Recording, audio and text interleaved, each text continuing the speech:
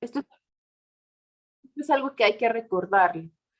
Segundo, la enfermedad de Crohn también es una enfermedad inflamatoria crónica que puede afectar a todo el tubo digestivo, desde la boca hasta el ano, de forma segmentaria, siendo la característica histológica la afectación no solo de la mucosa, sino que puede tomar la submucosa y la muscular, con presencia de granulomas no caseificantes, que es algo patognomónico en la histología. Y la colitis indeterminada va a afectar también, como la colitis ulcerativa, exclusivamente al colon, pero las características clínicas no son tan claras para establecerla como una colitis ulcerativa. Un niño sabemos que no es un adulto pequeño y las características de la enfermedad inflamatoria intestinal en los niños van a ser un tanto diferentes y más severas que en los adultos. Además, en un niño, esta enfermedad no solamente va a afectar la calidad de vida, sino va a afectar al niño emocionalmente y en su estado de crecimiento y desarrollo. Epidemiológicamente, en Estados Unidos, en esta cohorte de 2 años, se detectaron o se registraron 1.370 niños con una edad media de 10 años. En esta cohorte de niños vemos que la mayoría de diagnósticos se hacen a partir de la adolescencia. Es menos frecuente tener niños entre 0 y 2 años. Asimismo, no hay mucha diferencia entre ser mujer o varón para tener el diagnóstico de una enfermedad inflamatoria intestinal. Como esta es una cohorte de Estados Unidos, la población hispánica es menos frecuente, pero también estaba presente, y pues hay una predominancia en la raza blanca. La edad de diagnóstico de las 3 subdivisiones de enfermedad inflamatoria intestinal, vemos que es más frecuente la enfermedad de Crohn a partir de la adolescencia y es un poco más frecuente encontrar la colitis ulcerativa en niños más pequeños. Y la colitis indeterminada pues no tiene una preferencia de acuerdo a la edad.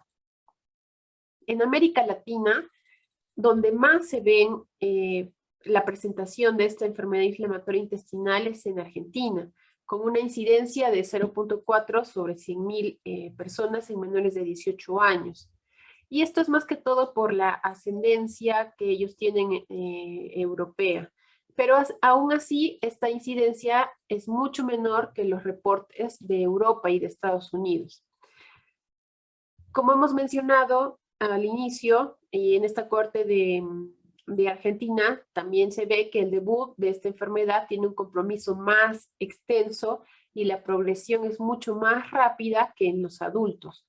Y a diferencia de ellos, la inflamación ileocólica es la presentación más frecuente para enfermedad de Crohn, y la pancolitis, que estaríamos hablando de una presentación severa, es la más frecuente para colitis ulcerativa. La etiología es multifactorial. Intervienen tanto la microbiota, se ha visto en pacientes que tienen mayor cantidad de bacterioides y Escherichia coli y menor cantidad de lactobacillus y firmicutes. Hay una respuesta inmune que predispone a estos pacientes a desarrollar esta enfermedad.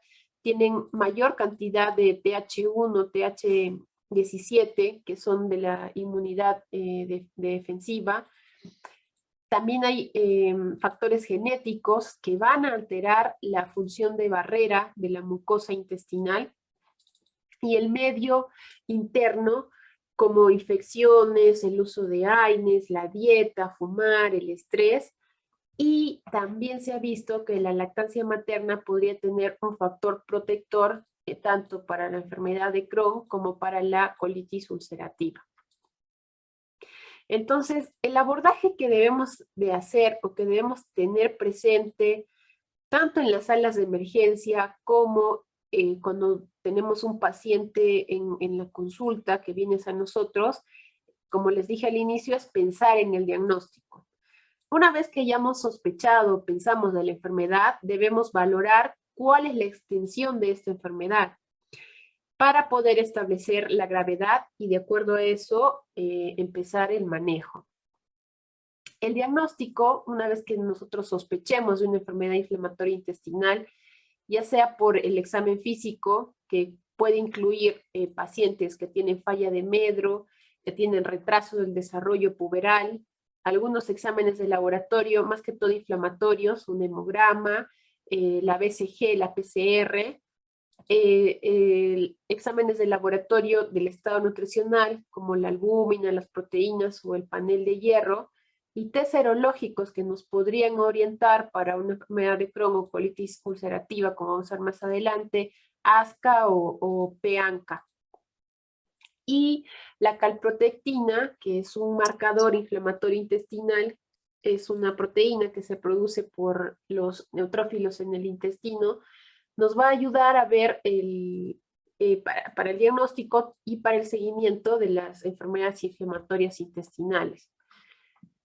Más que todo en nuestro medio, siempre lo primero que vamos a pensar, y como una enfermedad de descarte estaría la enfermedad inflamatoria intestinal, es pensar en las enfermedades infecciosas. En niños muy pequeñitos, algunos desórdenes alérgicos, como la alergia a la proteína de leche de vaca, o en pacientes con historia, algunas inmunodeficiencias, artritis, vasculitis o enteropatías crónicas que también pueden simular una enfermedad inflamatoria intestinal. Exámenes de imagen, que vamos a ver más adelante, y la endoscopía, que es la que al final nos va a determinar la extensión de la enfermedad. En otros países, en adultos, se utiliza hacer también una enteroscopía guiada con balón, que esto nos ayuda para ver más allá del duodeno. En niños, aquí en Perú no tenemos, y en otros países sí lo hacen. Esto nos va a ayudar para pensar o diferenciar cualquier tipo de la enfermedad inflamatoria intestinal. A pesar de nosotros pensarla o a veces no se piensa, es por esto que a veces hay una demora en el diagnóstico. Para la enfermedad de Crohn se describe una media de 7 meses, para la colitis ulcerativa de 6 meses, y para la colitis indeterminada, como no se termina de clasificar en una u otra, puede demorar más el diagnóstico, hasta 14 meses. Con respecto a los síntomas que se presentan, vamos a ver que son síntomas que pueden estar en cualquier otra patología y nuestro medio infeccioso, específicamente pensando en tuberculosis. Un niño que viene con dolor abdominal, diarrea, específicamente crónicas, hematoquesia y pérdida de peso, que esto sería como un signo de alarma para hacernos pensar en una enfermedad inflamatoria intestinal. Estos síntomas es más frecuente que en la enfermedad de Crohn se presenta el dolor abdominal y la diarrea con pérdida de peso. Y la colitis ulcerativa, como es un daño más distal, un daño rectal, es más frecuente que se presente, además del dolor abdominal y la diarrea, con hematoquesia. Y en la colitis indeterminada, pues los síntomas son un poco más inespecíficos, pero siempre, al igual que en las anteriores, va a estar presente el dolor abdominal. Además, en la enfermedad de Crohn se puede presentar enfermedades perineales, úlceras, abscesos o úlceras en la boca. La úlcera perianal o el absceso es casi patognomónica de la enfermedad de Crohn. En esta cohorte no se encontró ningún paciente con enfermedad perianal, pero las úlceras en la boca también se pueden encontrar en la colitis ulcerativa. Otros síntomas que son menos frecuentes pueden estar asociados a náusea, vómitos y constipación. Otros síntomas, la fiebre, las artralgias, el malestar general, la falla de crecimiento que les mencionaba. Y esta pérdida de crecimiento es mucho más frecuente que se encuentra en la enfermedad de Crohn que en la colitis ulcerativa. Las manifestaciones extraintestinales que debemos estar presentes, debemos de buscarlas cuando tenemos un paciente o cuando hacemos la historia de una diarrea crónica, por ejemplo, que tenga sangre, siempre hacer nuestro examen físico completo y buscar o preguntar por artritis, artralgias, espondilitis, osteopenia, osteoporosis o necrosis aséptica en la piel, eritema nodoso. Recuerda que esto también se puede presentar en pacientes que tienen tuberculosis, pioderma gangrenoso, úlceras aftosas. En los ojitos, uveitis, epiescleritis, ulceraciones en la córnea. En el hígado se ha visto una asociación de las enfermedades inflamatorias intestinales con colangitis esclerosante primaria y con hepatitis autoinmune. Endocrinas, la falla de crecimiento, el retraso puberal, hematológicas, también como en otras enfermedades autoinmunes, puede estar presente una anemia hemolítica, una púrpura trombocitopénica. Renales se puede asociar a nefrolitiasis, en el corazón puede estar asociada a pericarditis, miocarditis, pueden presentar estos pacientes también pancreatitis aguda o neuropatías periféricas.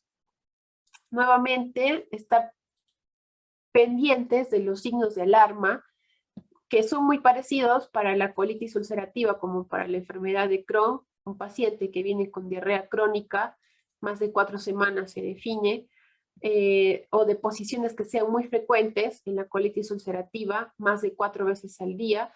En la enfermedad de Crohn, nuevamente mencionar un paciente que viene con desnutrición o anorexia, que veamos materia fecal líquida con moco o sangre, que es un paciente que además tiene pujo, tenesmo, urgencia defecatoria, y que esto se presente en la noche, nos debería hacer llamar la atención y pensar en una enfermedad inflamatoria intestinal. Y lo que les mencionaba para la enfermedad de Crohn, que la patología perianal es exclusiva aquí, y si es que estamos ante un niño que tiene dolor abdominal, diarreas, y además en el examen físico observamos abscesos, fístulas perianales o fisuras crónicas, deberíamos pensar en una enfermedad de Crohn. En el laboratorio lo que vamos a encontrar, de acuerdo a lo que vayamos a pedir, es una leucocitosis, puede haber trombocitosis, anemia, hipoproteinemia, marcadores inflamatorios altos, la BCG, la PCR, y dentro de los marcadores fecales, la que tenemos disponible aquí es la calprotectina, que tienen una sensibilidad de 92% y especificidad de 76% para colitis ulcerativa, y una sensibilidad de 89 a 90% y especificidad de 82 a 83% para enfermedad de Crohn. De todas maneras, hay que solicitar pruebas de perfil hepático por la asociación que puede haber con las enfermedades autoinmunes o con la colangitis esclerosante. Además de las enzimas hepáticas, la GGT es importante solicitar. Y el porcentaje que van a tener un laboratorio normal es de hasta el 21% en pacientes con enfermedad de Crohn y hasta 54% en pacientes que tienen colitis ulcerativa, pero de actividad leve. Con respecto a los marcadores serológicos de autoinmunidad, el ASCA se ve que tiene mayor relación o sale más positivo en pacientes con enfermedad de Crohn y el ANCA en pacientes que tienen colitis ulcerativa. Estos marcadores nos podrían ayudar un poco en el diagnóstico, pero hay que recordar que de todas maneras hay pacientes que pueden tener ASCA positivo y ser una colitis ulcerativa o tener ANCA positivo y ser una enfermedad de Crohn. El diagnóstico inferencial, nuevamente, en nuestro medio, las infecciosas, bacterias invasivas, que también producen diarreas con sangre, Salmonella, Shigella, Campylobacter, aquellas que van a tomar más que todo la parte ileocolónica, como la Yersinia o la tuberculosis en nuestro medio, las infecciosas que producen toxinas, como Clostridium difficile, también la Escherichia coli, parasitarias, dependiendo del lugar donde viene el paciente, ameba histolítica o yardiasis, y otras en pacientes inmunodeprimidos, específicamente aquellos que tienen SIDA, pensar en histoplasma, citomegalovirus y Mycobacterium avium. Otras causas podrían ser vasculares como isquemia, vasculitis o BSED, el uso de AINES y colitis actínica, alérgica, que les había mencionado en niños pequeñitos, o inmunológicas. Nuevamente, para las inmunológicas, con pacientes que tienen inmunodeficiencias primarias, vamos a pensar en esta enfermedad y no en una enfermedad inflamatoria intestinal, si es que tienen una inmunodeficiencia primaria o historia de inmunodeficiencia primaria, que sean padres consanguíneos, que se presente con un cuadro severo o que habiendo sospechado de una enfermedad inflamatoria intestinal se dio tratamiento y no mejoró, puede ser porque la causa de su dolor abdominal, de las diarreas, sea una inmunodeficiencia primaria y no la enfermedad inflamatoria intestinal. Infecciones recurrentes, neutropenia, trombocitopenia en el laboratorio, son las que nos hacen sospechar de una inmunodeficiencia.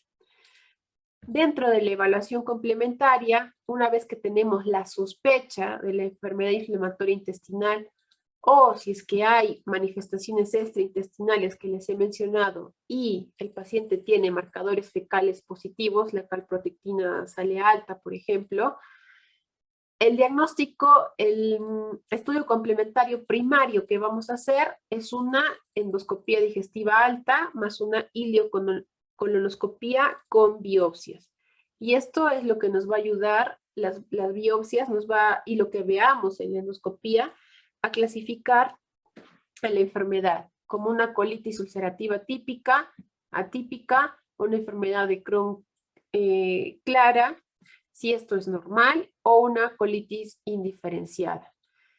En algunos casos en los que no se tiene claro el diagnóstico con la clínica o con la endoscopía, se puede hacer una enteroresonancia o una cápsula endoscópica. Las enteroresonancias necesitan de un radiólogo entrenado para la lectura y la cápsula endoscópica, debido a que es un dispositivo especial, me parece que en el hospital Loaiza lo hacen en adultos y en algunos niños que son mayores de 10 años, por ejemplo. Entonces, la colitis ulcerativa típica va a tener como clínica el sangrado rectal, la diarrea, el dolor abdominal que hemos venido mencionando con la defecación, y siempre hay que excluir gérmenes enteropatógenos como diagnóstico diferencial, mediante cultivos o toxinas. En la endoscopía, lo que se va a encontrar es una inflamación que es continua y difusa, que va desde el recto y se va extendiendo por el sigmoides, colon ascendente, transverso. Esta extensión puede ser variable.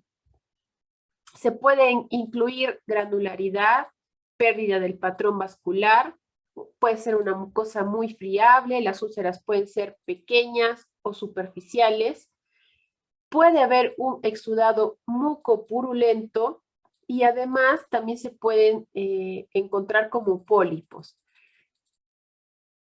En el hallazgo histológico, lo que se va a encontrar es una criptitis, abscesos críticos. Típicamente la inflamación es más severa distalmente, es decir, en el recto, en el sigmoides, en el colon descendente, y esta inflamación va descendiendo conforme se va avanzando.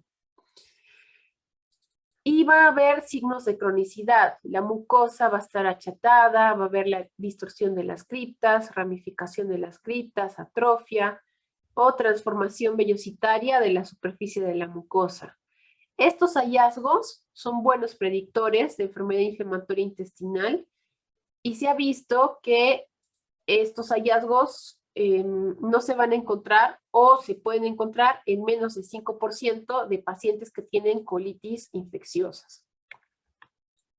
La colitis ulcerativa atípica, además de los síntomas que hemos mencionado, pueden presentarse con fisuras anales. Hemos mencionado que esto es típico de enfermedad de Crohn, pero en una colitis ulcerativa atípica pueden presentar fisuras anales o colgajos cutáneos que son pequeños.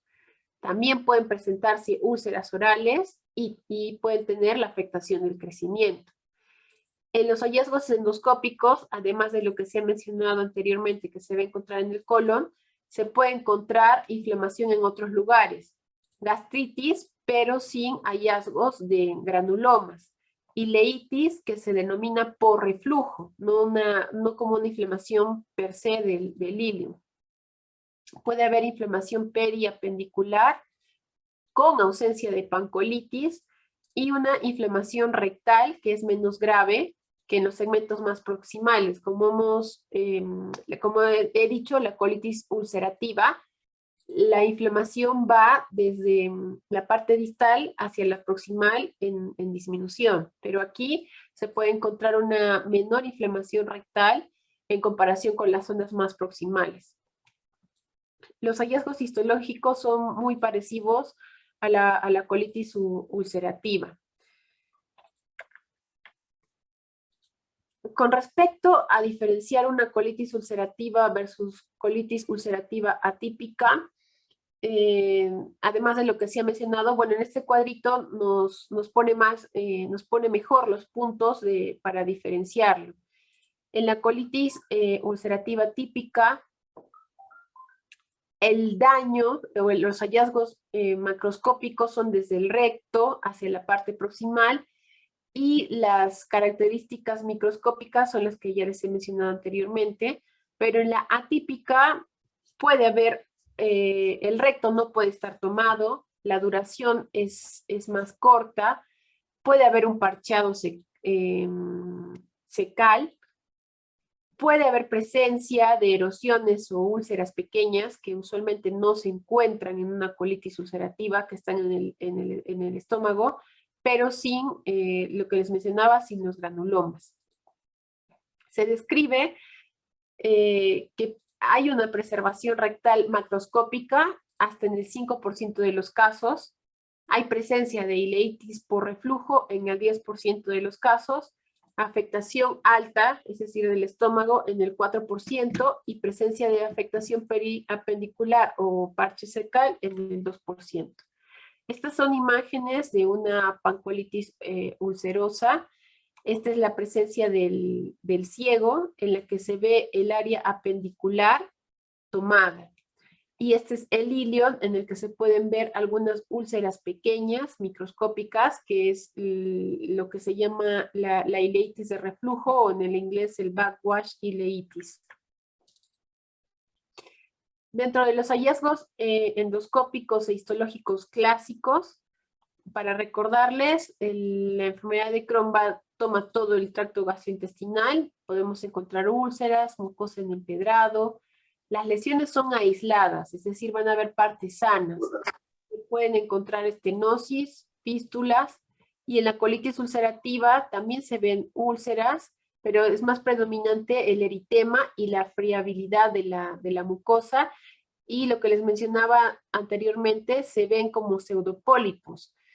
Esa mucosa tan friable, tan inflamada, puede ser la presencia o aparentar la presencia de pólipos en la endoscopía.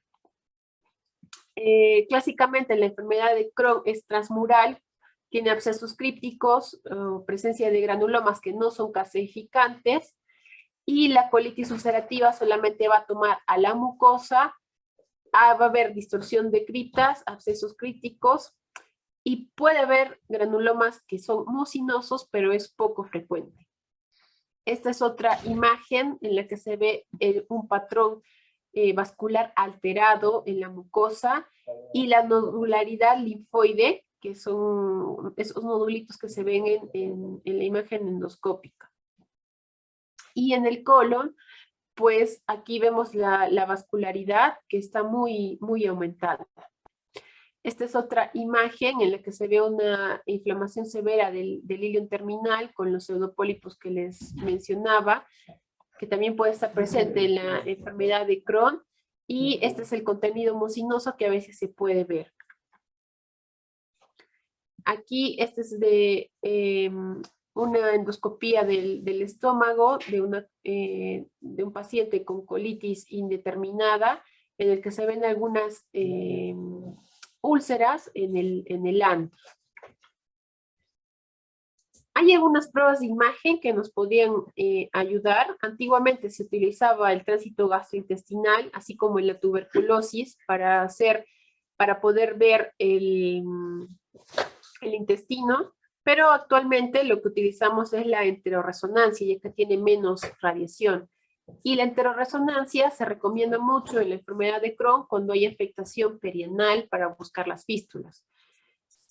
Si es que hacemos un estudio contrastado, pues vamos a ver en las colitis ulcerativas la presencia de las úlceras, como en sacabocados, así como si estuviéramos viendo o si es que recordamos la descripción de infecciones por amebas. Esta en la enfermedad de Crohn se ven claramente las estenosis y también se pueden ver el patrón en empedrado, que esto, si es que recuerdan, también se puede ver este signo en pacientes con tuberculosis.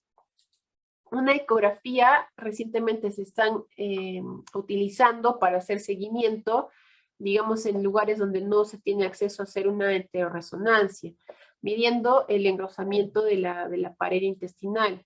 Una pared intestinal normal en un niño es de 1.5 a 2.5 milímetros.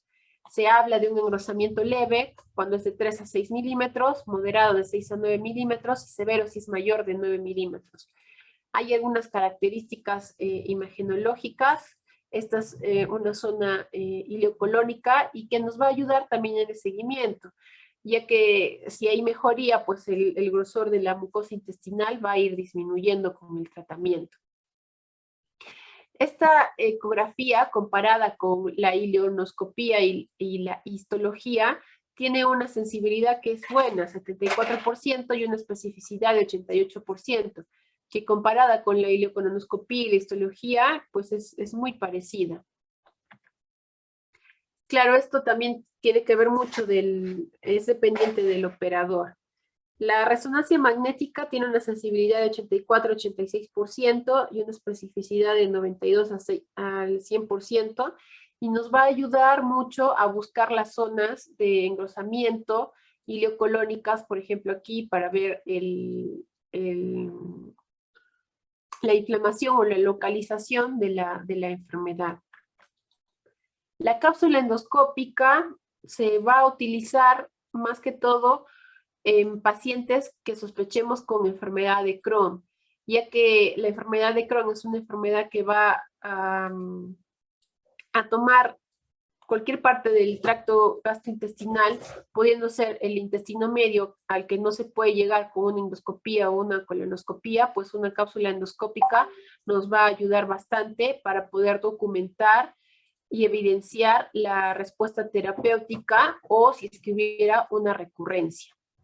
Con respecto a valorar la extensión de la enfermedad, existen criterios de Montreal y criterios de París que van a clasificar a los pacientes de acuerdo a lo que hallemos en la endoscopía.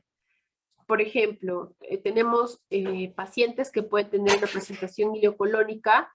Este es un dibujo, una representación de adultos. En adultos, si vemos, la presentación ileocolónica sola es menos frecuente. Es bien frecuente que se presente con afectación del colon y parte del ilio. Como les he mencionado anteriormente, la más frecuente en los niños es la presentación ileocolónica y es la más severa y es menos frecuente de presentación en los adultos. Para la colitis ulcerativa también existe esta clasificación de Montreal y se va a clasificarlos de acuerdo a la ubicación. Pueden ser rectos sigmoides, al recto sigmoides y el colon ascendente, pero solamente parte del colon descendente, perdón, que es una proctosigmoiditis, o una colitis distal si toma a partir del colon descendente, colitis extensa si va hasta el transverso, y pancolitis, que es la más frecuente y la más severa que se presenta en los niños. Lo segundo es, o lo tercero ya, es establecer la actividad. Esta actividad con la que se va a presentar el paciente está tanto para la colitis ulcerativa como para la enfermedad de Crohn. Y esto se debe hacer en la emergencia cuando se presenta el paciente y cuando sospechamos o cuando estamos ante la sospecha de una enfermedad inflamatoria intestinal.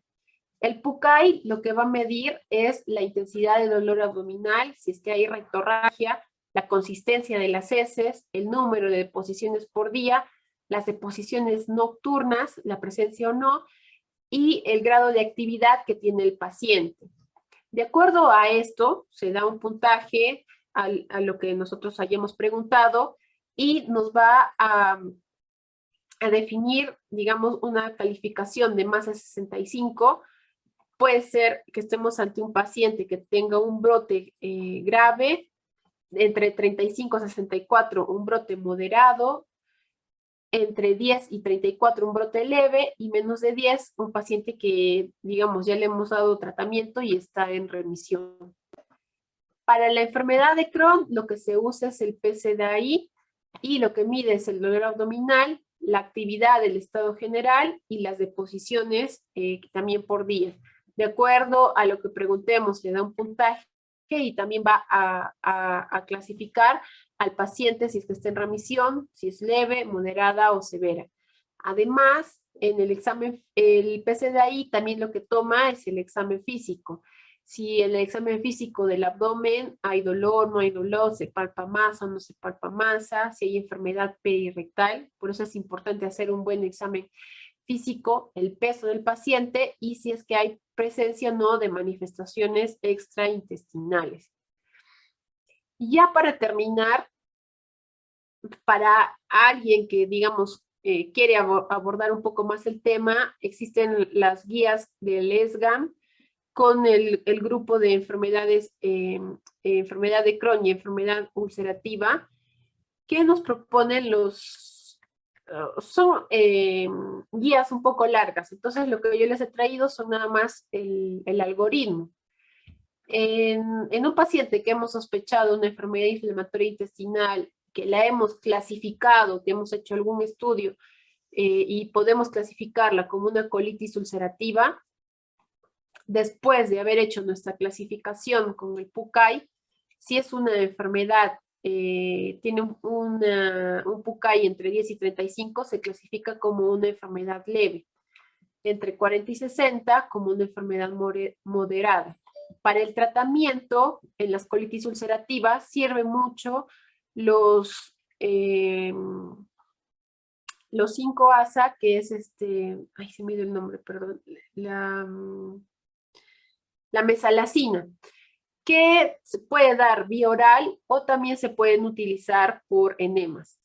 Y usualmente es suficiente para aquellos casos que solamente está tomando el recto para las proctitis. Y lo que hay que hacer es valorar la respuesta. La respuesta no va a ser rápida, se valora entre 7 a 14 días. Si es que no hay mejora, se puede iniciar otros medicamentos, específicamente los corticoides. Vamos yendo así en escala. En pacientes que tienen una enfermedad moderada, pero que tienen afectación sistémica o que tienen una enfermedad severa, en ellos de inicio debemos empezar con corticoides. La prednisona es el de elección, se da 1 miligramo por kilo con una dosis mayor de tope de 40. En algunos casos, si es que no hay mejoría o si es que vemos que es muy severa, se puede utilizar 1.5 miligramos por kilo con una dosis tope de 60 miligramos por día, más la mesalazina. Nuevamente la valoración se hace entre 7 a 14 días y la valoración la vamos a seguir haciendo con la medición del PUCAI. El puntaje debe ir disminuyendo.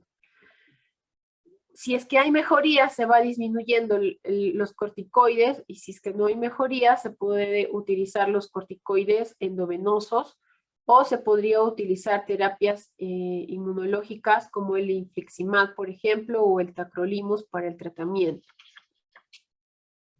Si es que hay remisión, se utiliza la mesalazina para todos los pacientes. Se podría, como en la fisiopatología, también hay una implicación de la microbiota, se podría utilizar probióticos.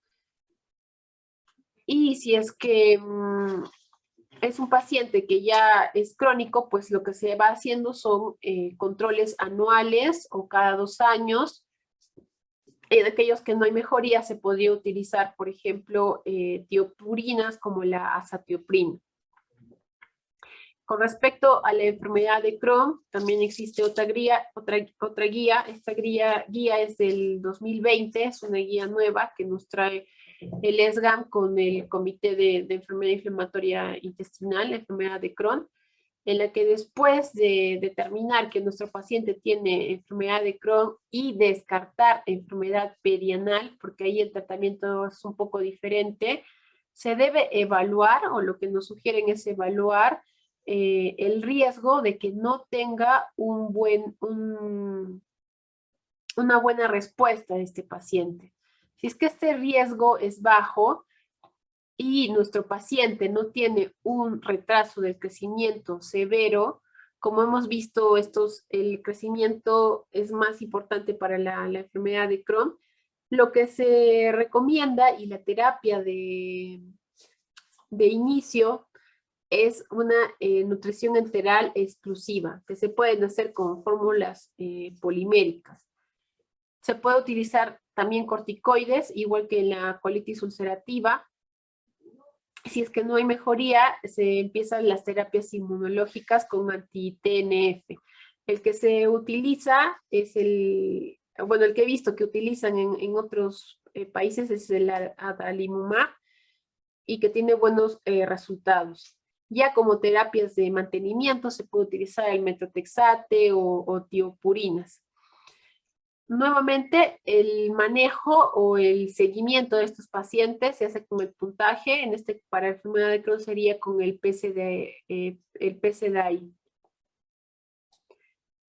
Y bueno, con respecto al tratamiento sería ya tema de otra ponencia, es un poco más extenso, pero lo que ustedes tienen que tener presente es primero en sospechar la enfermedad y tener en claro cuál sería el abordaje que van a tener.